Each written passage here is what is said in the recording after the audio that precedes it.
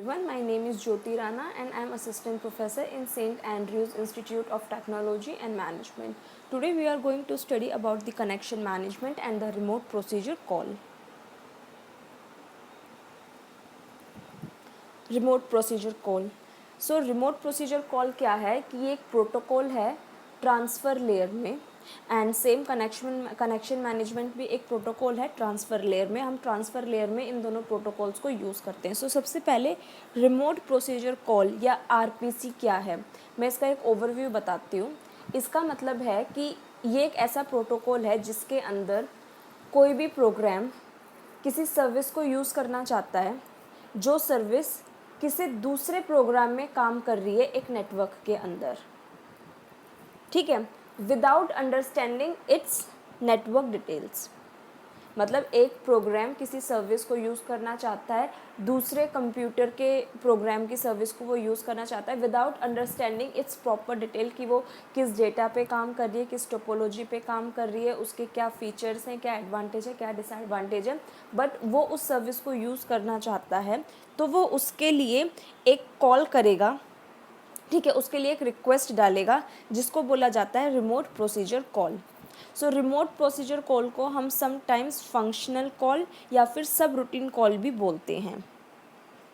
जो आरपीसी होता है वो क्लाइंट सर्वर मॉडल को यूज़ करता है. द रिक्वेस्टिंग प्रोग्राम, जो प्रोग्राम रिक्वेस्ट करता है उसको बोलते हैं क्लाइंट, और जो सर्विस प्रोवाइड करता है, जो प्रोग्राम सर्विस प्रोवाइड करेगा जिससे वो रिक्वेस्ट कर रहा है सर्विस के लिए, उसको बोलते हैं server. Like a regular or local procedure call, RPS is a synchronous operating requiring the request program to be suspended until the results of the remote procedure call are returned. अब इसका मतलब क्या है कि जब जो क्लाइंट है वो रिक्वेस्ट करता है तो उसके बाद में उसकी कॉल को ब्लॉक कर दिया जाता है. उसकी कॉल को उस ड्यूरेशन तक ब्लॉक किया रखा जाता है जब तक रिमोट प्रोसीजर कॉल अपना काम करके जो मैसेज है वो सर्वर के पास सेंड ना कर दे. उसके बाद में फिर उसकी कॉल को अनब्लॉक किया जाता है और उसको उसका एक्नॉलेजमेंट दी जाती है कि वहाँ से उसको क्या आउटपुट मिला है. अब इसमें देखते हैं. अ remote procedure call is a inter process communication technique that is used for client server based applications. It is also known as subroutine call or function call. A client has a request message that the RPC translates and sends to the server. Client वही requesting program, ठीक है, message request करेगा RPC से और RPC के क्या करेगा, उस मैसेज को ट्रांसलेट करेगा एंड सेंड करेगा to the server. This request may be a procedure or a function call to a remote server. अब ये रिक्वेस्ट क्या है, ये प्रोसीजर है या फंक्शन बोल सकते हैं हम रिमोट सर्वर का. When the server receives the request, it sends the required response back to the client. अब जब रिमोट प्रोसीजर कॉल की हेल्प से सर्वर ने रिक्वेस्ट एक्सेप्ट कर ली है, सर्वर को रिक्वेस्ट मिल गई है, तो उसके बाद में वो रिस्पॉन्स बैक करता है क्लाइंट को. The client is blocked while the server is processing the call and only resumed execution after the server is finished.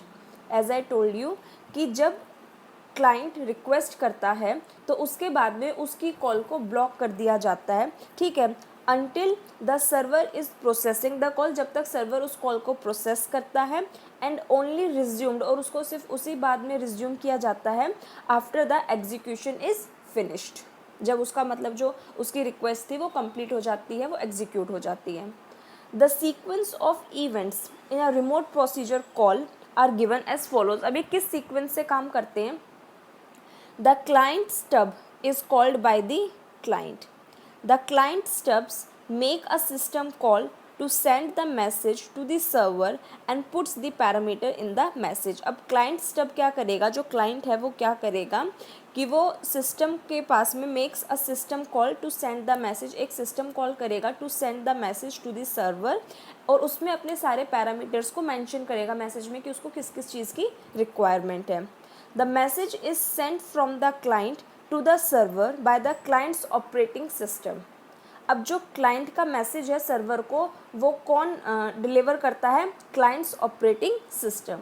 The message is passed to the server stub by the server operating system. अब server के पास में जब message जाएगा, ठीक है, तो वो उसके पास तक कौन मतलब डिलीवर करेगा, server operating system. The parameters are removed from the message by the server stub, then the server procedure is called by the server stub. So ये एक फ्लो चार्ट है जिस हिसाब से मेरी रिमोट प्रोसीजर कॉल काम करती है। एडवांटेजेस क्या होते हैं आरपीसी के? Remote procedure call supports process oriented and thread oriented models. Remote procedure call सिर्फ उन्हीं प्रोसेसेस को सपोर्ट करती हैं जो कि प्रोसेस ओरिएंटेड होते हैं या फिर थ्रेड ओरिएंटेड, मतलब जो एक कॉन्टिन्यूस वे में काम कर सकते हैं। The internal message passing mechanism of RPC is hidden from the user. अब आरपीसी किस फ्लो चार्ट के अकॉर्डिंग काम कर रहा है, क्या उसका एल्गोरिथम है काम करने का, वो हिडन होता है यूज़र से। The effort to rewrite and redevelop the code is minimum in remote procedure call. The effort to rewrite and redevelop the code. अब हम इसमें बार बार कोड को री राइट या फिर री डेवलप नहीं कर सकते, जो इसकी एफर्ट है वो बहुत ही ज़्यादा मिनिमम होता है आरपीसीज़ में। RPC can be used in distributed environment as well as in local environment. Many of the protocol layers are omitted by RMC to improve performance.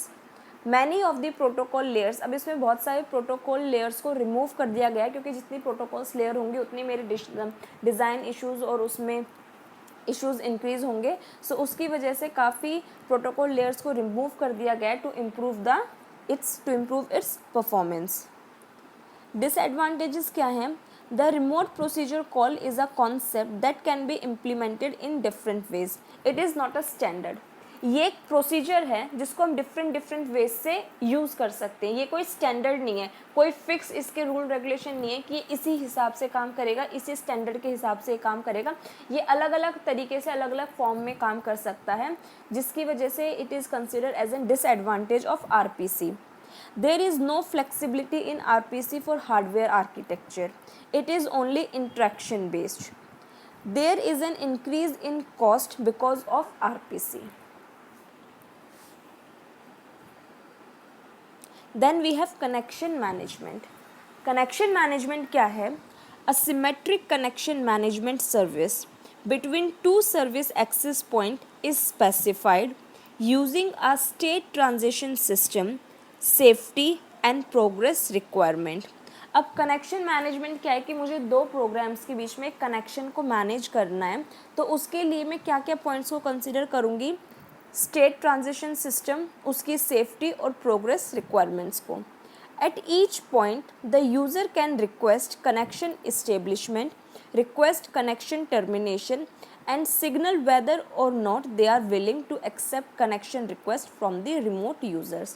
अब हर एक्सेस पॉइंट पे यूज़र क्या रिक्वेस्ट करता है कि उसको कभी कनेक्शन को मेंटेन करना है, इस्टेब्लिश करना है, कभी कनेक्शन को टर्मिनेट करना है, एंड सिग्नल वेदर और नॉट, और ये भी वो मैटर नहीं करता कि whether the receiver is ready to maintain the connection और नॉट, ठीक है, from the remote user. The protocol can indicate connection establishment, connection termination and rejection of a connection establishment request. So connection management क्या करता है, वो इस चीज़ का, ये प्रोटोकॉल किस चीज़ पे काम करता है कि यूज़र जब कनेक्शन इस्टेब्लिशमेंट के लिए या कनेक्शन टर्मिनेशन के लिए रिक्वेस्ट पुट करता है तो वो इस चीज़ को चेक करता है कि whether the receiver is available to make the connection, या फिर उसका काम कंप्लीट हो गया है कि अब कनेक्शन को टर्मिनेट कर दिया जाए, या फिर वहाँ पे रिसीवर अवेलेबल है भी कि नहीं कनेक्शन को बनाने के लिए। The authors then specify a protocol and verify that it offers the service, given communication channels between the access points that can lose, reorder and duplicate messages which guarantee delivery of message that is in repeatedly sent. अब ये protocol किस चीज़ पे काम करता है? ये communication channel maintain करता है बिटवीन टू एक्सेस पॉइंट्स में जो कि लूज़ हो गए हैं, उनको रीऑर्डर करता है, डुप्लीकेट मैसेजेस को दोबारा से सेंड करता है। अगर पहले वाले किसी मैसेज में कोई डेटा को लॉस हो गया था तो वो उस चीज़ की गारंटी लेता है कि जो दिस टाइम जो मैसेज सेंड होगा it will be correct and error free, और उसमें मतलब वो सिग्नल अपनी फॉर्म को, एक्चुअल फॉर्म को लॉस नहीं करेगा। The protocol achieve the service using two way and 3-वे हैंडशेक्स। अभी प्रोटोकॉल कैसे काम करता है? बाय यूजिंग 2-वे एंड 3-वे handshakes and can be directly combined with any existing single connection data transfer protocol to provide a transport layer protocol that offers both connection management and data transfer services। अब ये protocol two way and 3-वे handshakes पे काम करता है, जो कि कैसे काम करता है कि वो डायरेक्टली उसको कंबाइन कर देता है किसी भी सिंगल कम्युनिकेशन चैनल के साथ में, सिंगल कनेक्शन के साथ में, जिसके साथ में वो क्या काम, जैसे कोई भी सिंगल कनेक्शन है, ठीक है, और उसके साथ में कोई डेटा को ट्रांसफ़र करना चाहता है या फिर उसके साथ में कोई ट्रांसपोर्ट लेयर प्रोटोकॉल के रिगार्डिंग कोई काम करना चाहता है, तो कनेक्शन मैनेजमेंट क्या करता है कि किसी भी सिंगल कनेक्शन के साथ में उस कनेक्शन को ऐड कर देता है to provide a transport layer protocol that offers both connection management and data transfer services. The protocol and services are compared to TCP and its intended services and to ISO TP class 4 and its intended services. इस protocol को हम लोगों ने TCP से compare किया है to its intended services and to ISO TP class 4। Overall connection management क्या है? कनेक्शन मैनेजमेंट एक प्रोटोकॉल है जिसको कि हम ट्रांसफ़र लेयर में यूज़ करते हैं for making connections with the single connections. कोई सिंगल कनेक्शन है, कोई सिंगल रिसीवर है, ठीक है, और उसके पास में कोई सेंडर नहीं है, तो कनेक्शन मैनेजमेंट क्या करता है कि उन दोनों के बीच में कनेक्शन को मेंटेन करता है, या फिर कोई कनेक्शन अगर लूज़ हो गया है, ठीक है, तो उसको दोबारा से मेंटेन करता है। अब ये किस तरीके से काम करता है कि ये उन दोनों के बीच में सिक्योरिटी का भी ध्यान रखता है। अगर कोई डेटा पहले लॉस हो चुका था तो वो उसकी रीड ऑर्डर की भी गारंटी लेता है कि इस टाइम पे जो डेटा जाएगा वो लॉस नहीं होगा। ये 2-वे एंड 3-वे हैंडशेक्स पे काम करता है एंड ये जो फॉलो करता है ये TCP प्रोटोकॉल को फॉलो करता है। TCP protocol I told you in transfer protocol कि ट्रांसफ़र प्रोटोकॉल 2 टाइप्स के होते हैं, TCP and UDP। So connection management works like TCP protocol.